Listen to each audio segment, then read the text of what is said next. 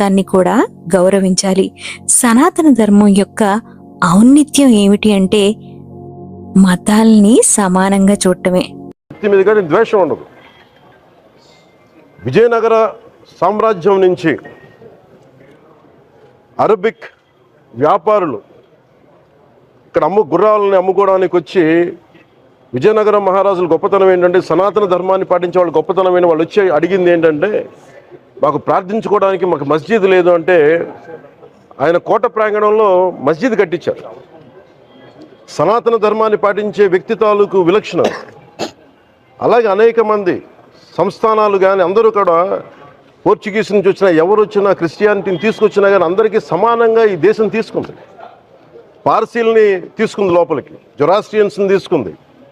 ఏ మతం వచ్చినా లోపలికి తీసుకుంది, ఇముడ్చుకుంది తప్ప ఇంకో మతాన్ని ఎప్పుడు ద్వేషించాల. అంటే అన్ని జీవులు